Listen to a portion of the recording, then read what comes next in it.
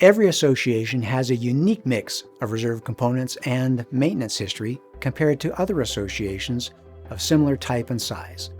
And every association has different financial priorities and pressures. So it's no surprise that there's no one-size-fits-all answer to the question of how much an association needs on an ongoing basis to fund their reserves. The size and timing of your reserve projects are unique to your association, and your reserve fund's strength at the beginning of the year determines if you're in catch-up mode or if you're nicely positioned to care for your association by doing all your reserve projects on time.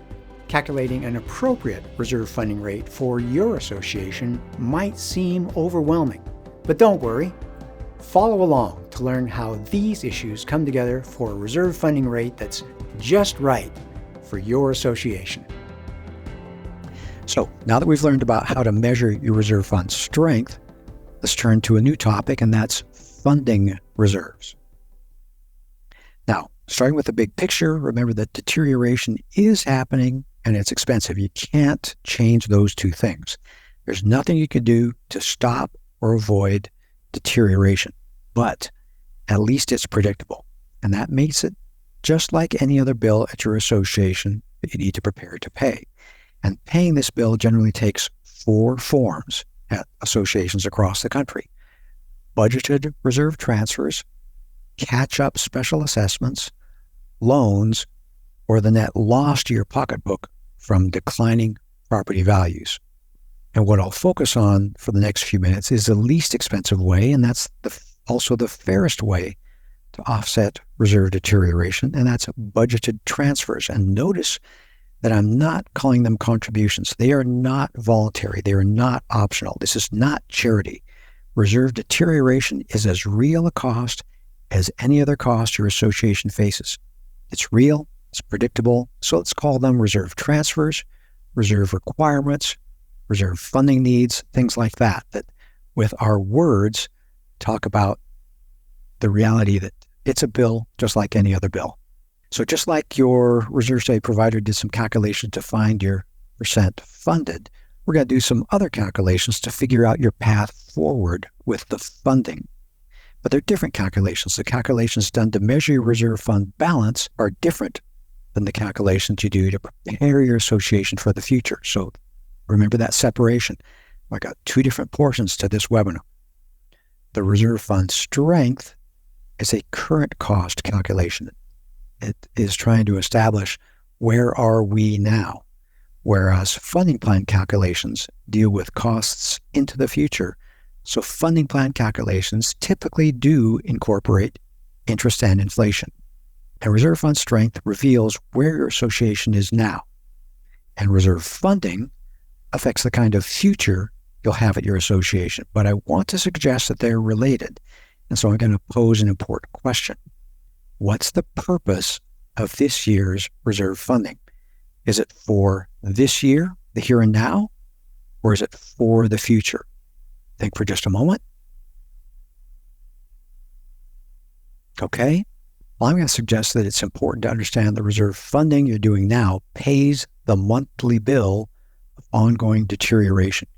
If you pay that monthly bill of deterioration on an ongoing basis, deterioration doesn't accumulate and fall onto the shoulders of some poor future owners as a special assessment, forcing them to pay for deterioration that occurred likely years before they ever owned a home in the association. The expenses, yes, they're indeed in the future, but the deterioration is an ongoing daily occurrence.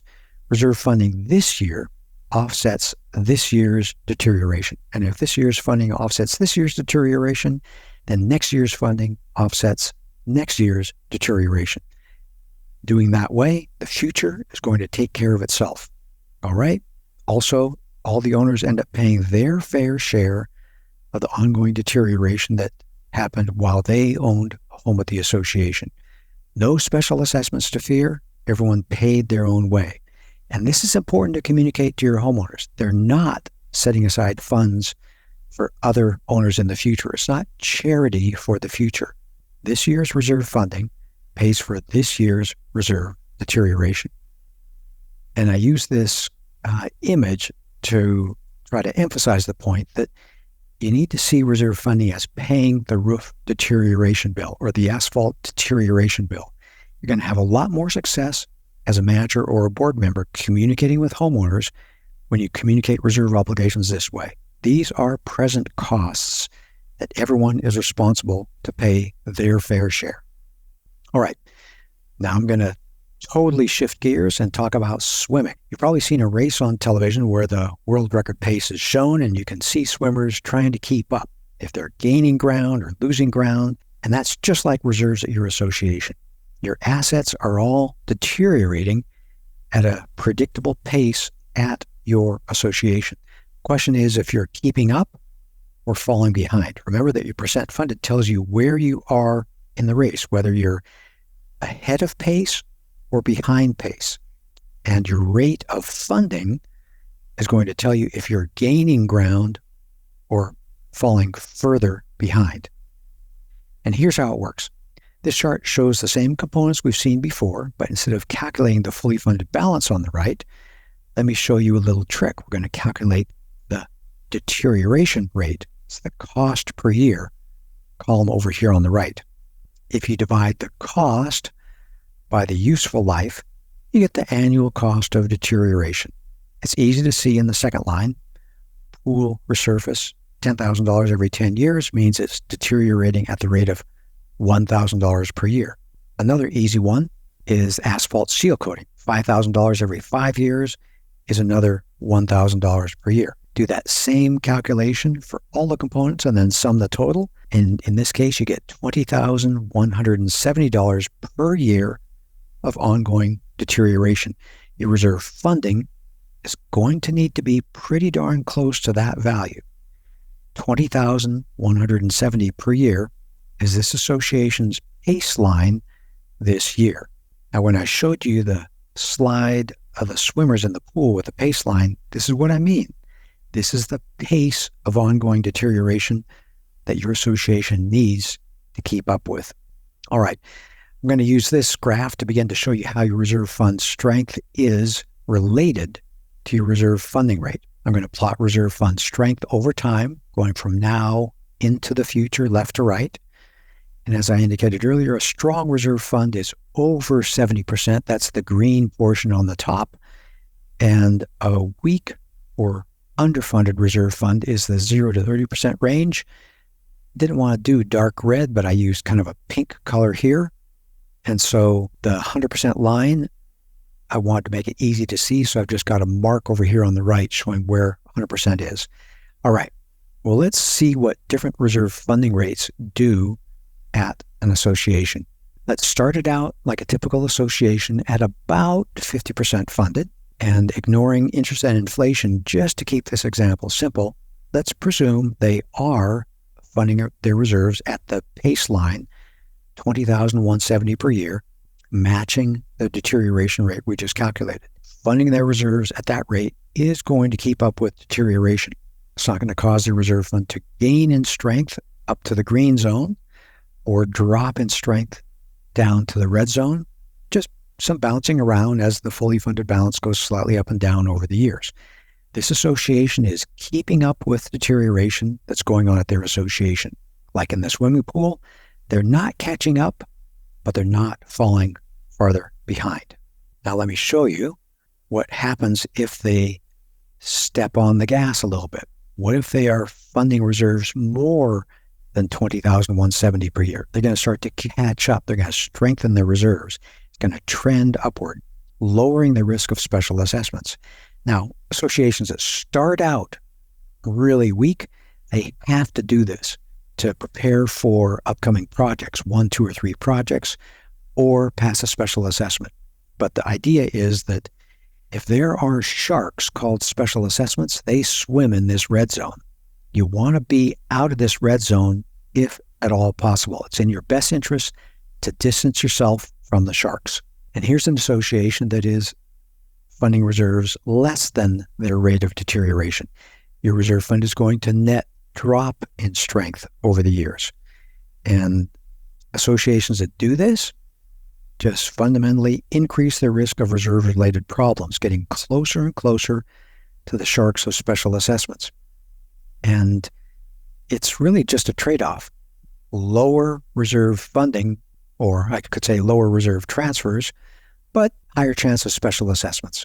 The costs are the costs. They're going to pay the costs one way or another. There's no escaping those costs. Many associations have been doing this unintentionally for years, just not looking at their situation. They've been underfunding reserves, allowing their projects to get closer and closer without building their reserve fund. These associations have just been kicking the can of the problem down the road, pushing that problem onto the shoulders of future homeowners. And I want to make an interesting point here with the next couple of slides. Here's what it boils down to. If you learn your reserves are weak and you need to be doing some catching up to prepare for upcoming projects, you need to step on the accelerator. And that's going to be expensive, raising your reserve funding requirements to catch up for years of underfunding. But if prior boards and prior homeowners have funded reserves responsibly and you're at a higher rate, you don't need to be stepping hard on the accelerator. Maybe you can just stay at the pace line, $20,170 per year in this case. You don't have to do some strong catching up. So when people believe that strong reserve funds cost more money, the answer is no. It's just a matter of what people have accumulated over time. There's plenty of strong associations that are funding their reserves just steady state, just keeping going. They're not in the expensive catch-up zone. And remember, expenses are what they are. So it's just a matter of funding reserves one way or another. And here's a little perspective. No matter what type of association, this is an interesting thing that we learned.